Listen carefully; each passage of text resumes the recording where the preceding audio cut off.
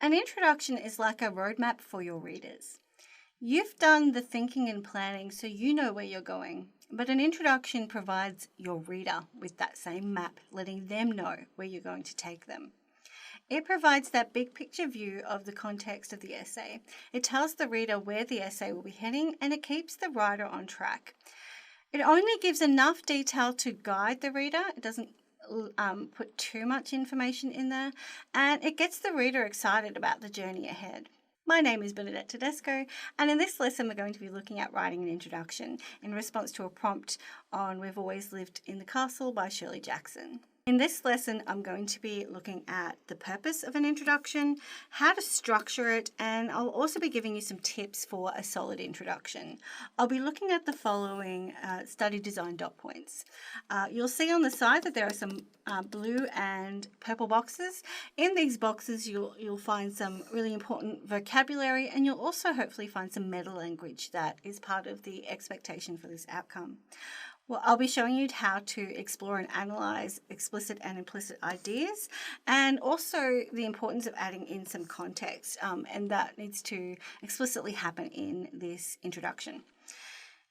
I'll also be stepping you through how to plan and construct and edit an analytical piece of writing, one that responds to a set topic, that develops and sustains ideas, explores and refines organizational structure of an essay, in particular the introduction part of your essay, looking at opportunities to demonstrate your knowledge of the text, and demonstrating your understanding of purpose, audience, and context. All of these things should be included in your introduction, and so I'll be touching on these dot points.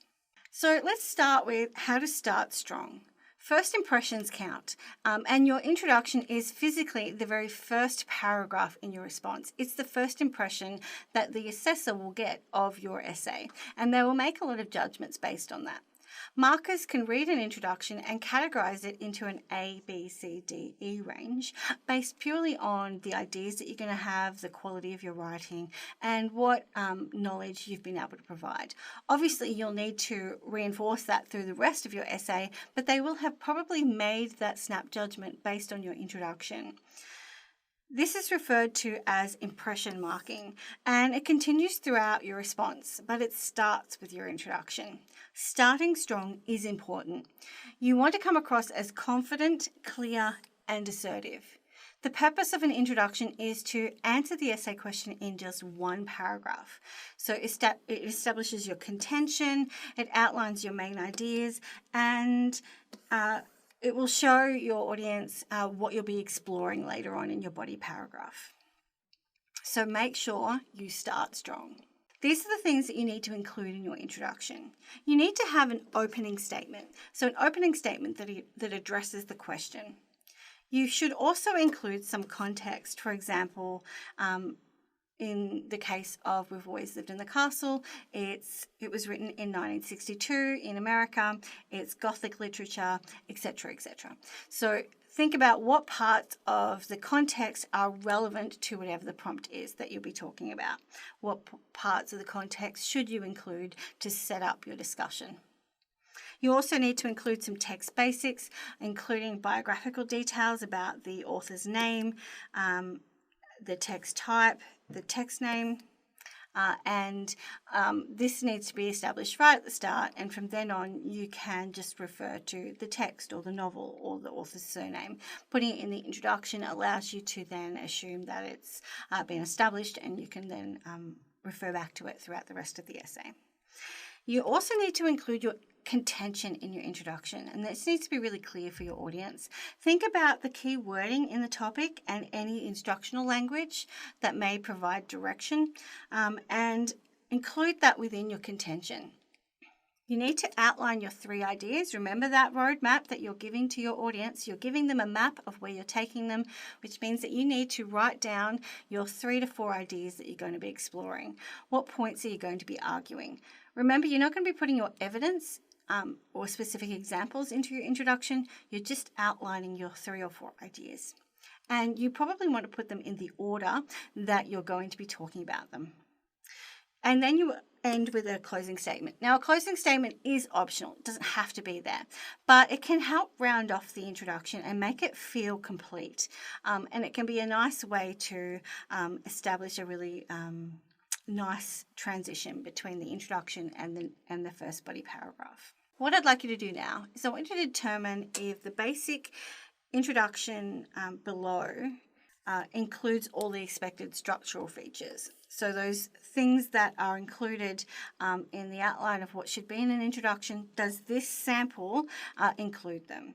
The sample introduction reads, Shirley Jackson's Gothic novel, We've Always Lived in the Castle, which is set in 1960s America, looks at how isolation and confinement can have a destructive psychological impact both at home and in the community. At the same time, it challenges traditional ideas that the consequences of isolation and confinement are always negative. Firstly, the novel shows community isolation and confinement as a form of punishment and as a consequence of elitism. Secondly, it explores the psychological impact of isolation.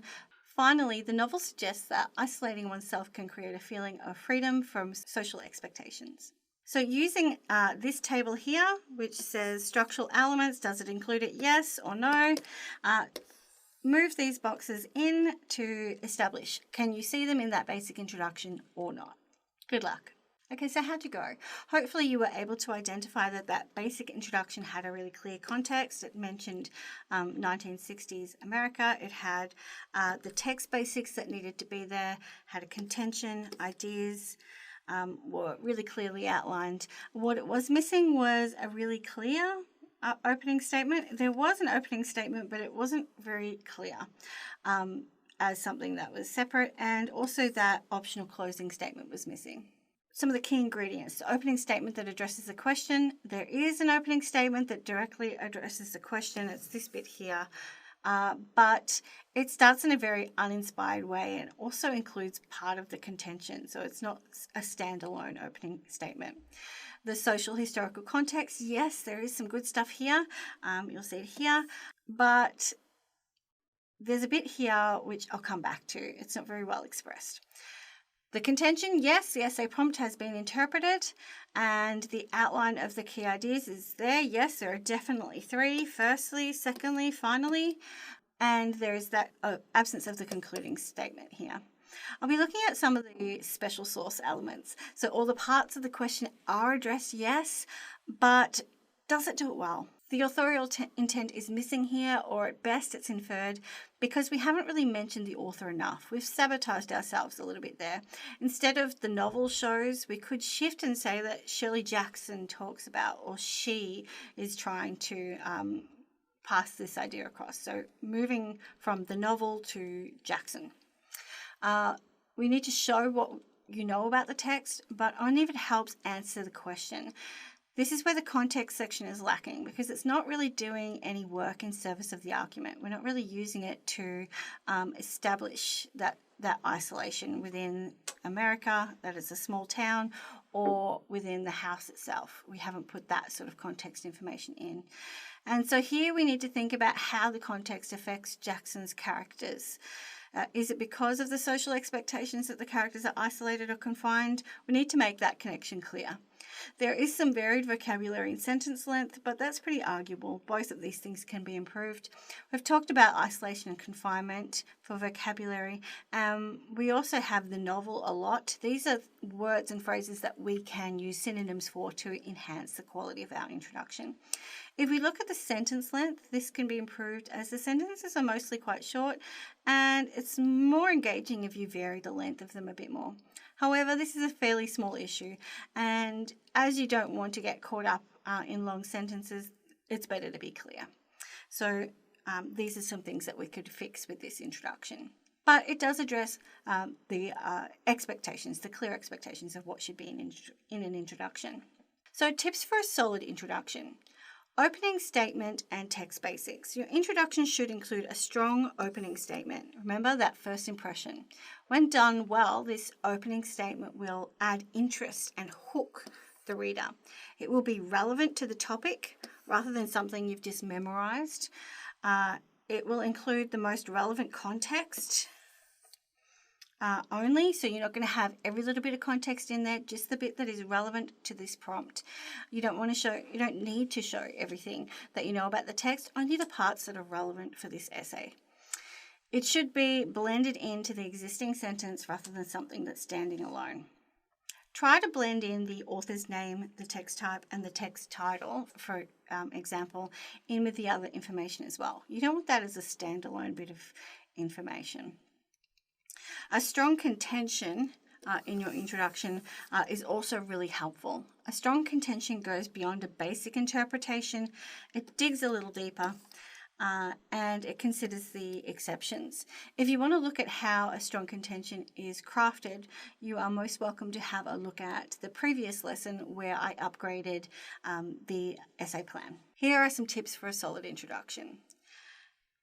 Look at your key ideas. Go a little deeper with your ideas. Think about how they connect to each other and what the most logical order would be. Use sophisticated transition phrases to help your writing become more fluent and to signpost your ideas. Another way to make your introduction solid is to think about a closing statement. While it is optional, it's a really good place to include the author's purpose and their explicit and implied values. So this is part of the assessment that you are judged on, and this is a really good place to put it. You could also finish off with a relevant quote to maximize the impact of your writing. Remember, when you're talking, if you are adding a quote to an introduction, you're not using it for evidence that you're going to unpack. You're using it to sort of summarize your own thinking, and it just adds that little bit of extra punch. It can be hard to do, so you'd want to practice that in practice pieces before the final assessment. So in summary, these are the things that you need to include when you are writing your introduction. You want to have an opening statement that's really strong and hooks your reader. You want to have relevant context. You want to include those text basics, the author's name, the name of the text. You want to have your contention really clear. You want to outline the 3 ideas. You want to give your audience that roadmap of where you're going to take them. And while it's optional, I strongly encourage you to also include a closing statement. Remember, your intro is a roadmap for your essay. It needs to establish your contention, reference the context, and signpost your ideas.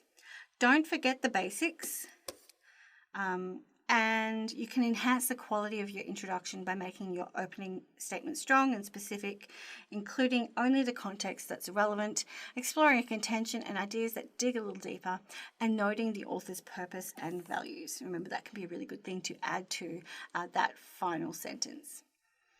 Please join me for our next lesson where I show you how to upgrade this introduction.